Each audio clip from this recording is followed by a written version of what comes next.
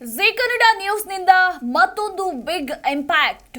S, ವಾರದ ಹಿಂದೆ ಈ ಕುರಿತಾಗಿ ನಿಮ್ಮ ಜಿ ಕನ್ನಡ ನ್ಯೂಸ್ ಸುದ್ದಿಯನ್ನ ಬಿತ್ತರಿಸಿತ್ತು.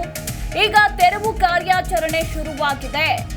ಜಂಬುನಾಥ ಗುಡ್ಡ ಕುಸಿತ ಭೀತಿ ಬಗ್ಗೆ ನಿಮ್ಮ ಜಿ ಕನ್ನಡ ನ್ಯೂಸ್ ವರದಿಯನ್ನ ಮಾಡಿತ್ತು ವಾರದ ಹಿಂದೆ.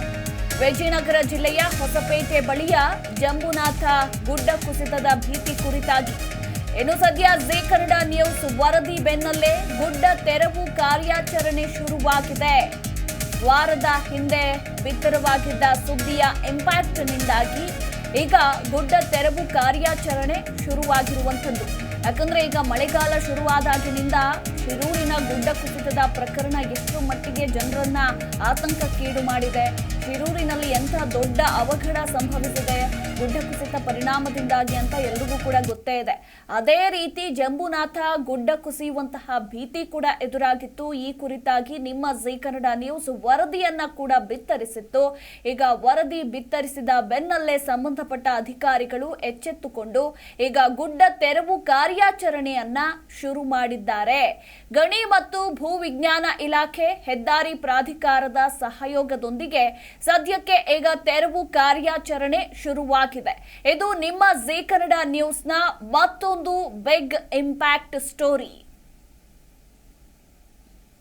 ಹೈವೇ ಏನು ನಮ್ಮ ಹೊಸಪೇಟೆನಲ್ಲಿ ಔಟ್ಸ್ಕರ್ಟಲ್ಲಿ ಹೈವೇ ಹೋಗ್ತಾ ಇದೆ. ಈಗಾಗಲೇ ಇದು ಕೆಲಸ ನಡೀತಾ ಇದೆ, ಬರದಿಂದ ಸಾಗ್ತಾ ಇದೆ. ಒಂದು ಬ್ರಿಡ್ಜ್ ಮಾತ್ರ ಆಗಬೇಕಾಗಿದೆ. ಈ ಬ್ರಿಡ್ಜ್ ಪಕ್ಕ ನಮ್ಮದು ಜೋಳದ ರಾಶಿ ಗುಡ್ಡ ಇದೆ. ಈ ಗುಡ್ಡ ಪಕ್ಕ ನಮ್ಮದು ಸರ್ವಿಸ್ ರೋಡ್ ಕೂಡ ಇದೆ. ನಾನು ಮೊನ್ನೆ ಅಗ್ರಿಬೊಮ್ಮನಹಳ್ಳಿ ಯಾವುದೋ ಒಂದು ಕಾರ್ಯಕ್ರಮಕ್ಕೆ ಹೋಗಬೇಕಾದ್ರೆ ಇದೇ ದಾರಿನಲ್ಲಿ ಹೋದೆ. ಆ ಸಮಯದಲ್ಲಿ ನಾವು ಬೇರೆ ಬೇರೆ ಜಿಲ್ಲೆಯಲ್ಲಿ ಗುಡ್ಡ ಕುಸಿತವನ್ನು ನಾವು ಅನೇಕ ಮಾಧ್ಯಮಗಳಲ್ಲಿ ನೋಡಿದ್ವಿ. ಮತ್ತು ಮಾನ್ಯ ಮುಖ್ಯಮಂತ್ರಿಗಳ ಸಭೆಯಲ್ಲಿ ನಮಗೆ ನಿರ್ದೇಶನ ಕೊಟ್ಟಿದ್ದರು. ಆ ರೀತಿ ಯಾವುದಾದ್ರೂ ಗುಡ್ಡ ಕುಸಿಯೋದು, ರೋಡ್ ಕುಸಿಯೋದ್ರ ಬಗ್ಗೆ ಈಗಲೇ ನೀವು ಕ್ರಮ ವಹಿಸಿ, ಮುಂಗಾರು ಆರಂಭ ಈಗ ಆಗ್ತಾ ಇದೆ, ಹೆಚ್ಚಿನ ಮಳೆ ಆಗೋದಕ್ಕಿಂತ ಮುಂಚೆನೇ ಅವನ್ನ ಬಗೆಹರಿಸಿ ಅಂತ. ಆ ತಕ್ಷಣ ನೋಡಿದಾಗ ನಮಗಿದು ಇಲ್ಲೋ ಬೀಳೋ ಒಂದು ಅವಕಾಶ ಇರ್ಬೋದು ಅಂತ ತಿಳಿದು ಒಂದು ಸಂಜೆನೇ ನಾನು ನ್ಯಾಷನಲ್ ಹೈವೇ ಅಥಾರಿಟಿ ಅವ್ರನ್ನ ಕರೆಸಿ, SP ಅವ್ರನ್ನ ಕರೆಸಿ, ಮತ್ತು ಫಾರೆಸ್ಟ್ ಡಿಪಾರ್ಟ್ಮೆಂಟ್ ಕರೆಸಿ ಏನು ಮಾಡ್ಬೋದು ಅಂತ ಚಿಂತೆ ಮಾಡಿದಾಗ ಅವ್ರಿಗೂ ಕೂಡ ಅದು ಮನವರಿಕೆ ಆಗಿ ನಾಳೆಯಿಂದನೇ ಕೆಲಸ ಸ್ಟಾರ್ಟ್ ಮಾಡಿ ಮತ್ತು ವೆಹಿಕಲ್ಸನ್ನು ಇಮಿಡಿಯೇಟ್ ಸ್ಟಾಪ್ ಮಾಡಿ ಅಂದಮೇಲೆ ನಮ್ಮ SP ಅವರು ಟ್ರಾಫಿಕನ್ನು ಬೇರೆ ಕಡೆ ಮೂವ್ಮೆಂಟ್ ಮಾಡಿ ಅವತ್ತು ನೆಕ್ಸ್ಟ್ ಡೇಯಿಂದನೇ ಕೆಲಸ ಸ್ಟಾರ್ಟ್ ಮಾಡಿದ್ದಾರೆ. ಅವರು ಒಂದು ವಾರ ಸಮಯ ಕೇಳಿದರು. ಬಟ್ ಇವತ್ತು ಅವ್ರು ನನಗೆ ಹೇಳಿದ್ದಾರೆ ಇನ್ನೂ ಒಂದು ವಾರ ಬೇಕಾಗುತ್ತೆ ಅಂತ. ಬಟ್ ಇಲ್ಲಿ ಎಲ್ಲ ಬಳಪಕ್ಕೆ ಕಲ್ಲಿದೆ, ಅಷ್ಟು ಏನು ಇಮಿಡಿಯೇಟ್ ಕುಸಿಯೋಂಗಿಲ್ಲ. ಮುಂದೆ ಮಾತ್ರ ಸ್ವಲ್ಪ ಮಣ್ಣಿದೆ. ಆದರೂ ಕೂಡ ನಾವು ಮುನ್ನೆಚ್ಚರಿಕೆ ಕ್ರಮವಾಗಿ ಈಗಾಗಲೇ ಅದನ್ನು ಎಲ್ ಶೇಪ್ ಏನೋ ಮಾಡ್ತಾರಂತ. ಅವರು ಎಲ್ ಶೇಪ್ ಮಾಡಿ ಮುಂದೆ ಎಂದು ಪರ್ಮನೆಂಟಾಗಿ ಎಲ್ಲೂ ಕೂಡ ಅವಘಡಗಳು ಆಗದಂತೆ ಅವರೀಗ ನ್ಯಾಷನಲ್ ಹೈವೇ ಅವರು ಅಥಾರಿಟಿ ಅವರು ಈಗ ಆಲ್ರೆಡಿ ಕಾರ್ಯನಿರ್ವಹಿಸ್ತಾ ಇದ್ದಾರೆ. ಸರಿ, ಈ ಬಗ್ಗೆ ಈ ಕುರಿತಾಗಿ ನಮ್ಮ ಪ್ರತಿನಿಧಿ ಮಂಜುನಾಥ್ ಹಿರೇಮಠ್ ಹೆಚ್ಚಿನ ಮಾಹಿತಿ ಕೊಡ್ತಾರೆ. ಮಂಜುನಾಥ್, ಜಿ ಕನ್ನಡ ನ್ಯೂಸ್ ವರದಿಯಿಂದ ಅಧಿಕಾರಿಗಳು ಎಚ್ಚೆತ್ತುಕೊಂಡು ಇದೀಗ ಗುಡ್ಡ ಕುಸಿತ ತೆರವು ಕಾರ್ಯಾಚರಣೆಯನ್ನ ಶುರು ಮಾಡಿದ್ದಾರೆ. ಈ ಬಗ್ಗೆ ಹೆಚ್ಚಿನ ಮಾಹಿತಿ.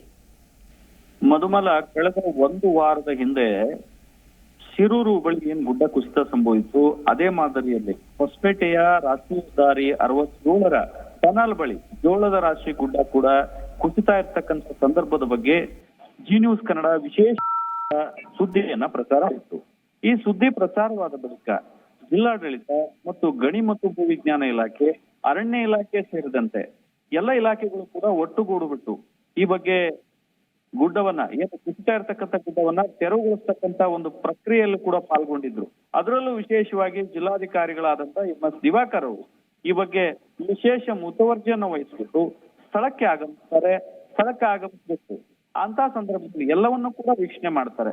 ವೀಕ್ಷಣೆ ಮಾಡಿದ ನಂತರ ಅಲ್ಲಿರ್ತಕ್ಕಂಥ JCBಗಳು ಕೂಡ ಮಣ್ಣನ್ನ ತೆರವುಗೊಳಿಸ್ತಕ್ಕಂತ ಒಂದು ಕಾರ್ಯವನ್ನ ಕೂಡ ಕೈಗೆತ್ತಿಕೊಂಡಿದ್ವು. ಹಾಗೆ ಸ್ಥಳೀಯರು ಇಲ್ಲಿ ಮುಖ್ಯವಾಗಿ ಗಮನಿಸೋದಾದ್ರೆ ಜಿ ನ್ಯೂಸ್ ಕನ್ನಡ ಈ ಬಗ್ಗೆ ವಿಶೇಷವಾದಂತ ವರದಿ ಪ್ರಸಾರ ಮಾಡಿದಂತ ಬೆನ್ನಲ್ಲೇ ಸ್ಥಳೀಯ ಸಂಘಟನೆಗಳು ಕೂಡ ಜಿ ನ್ಯೂಸ್ಗೆ ಒಂದು ಶುಭಾಶಯಗಳನ್ನ ಕೂಡ ಸಲ್ಲಿಸಿರ್ತಕ್ಕಂಥದ್ದು.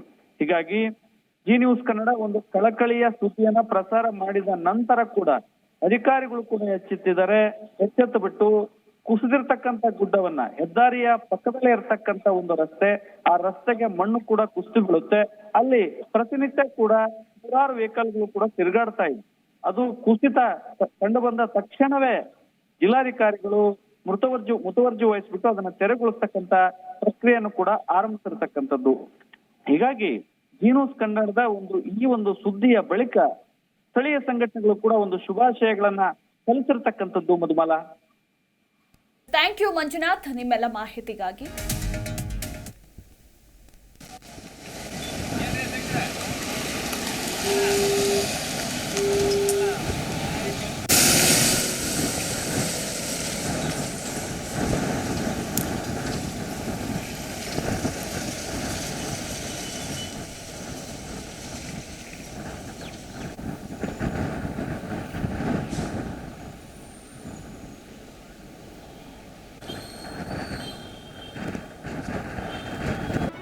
ಜಿ ಕನ್ನಡ ನ್ಯೂಸ್ ಈಗ ನಿಮ್ಮ ಮನೆಯಲ್ಲೇ ನೋಡಿ.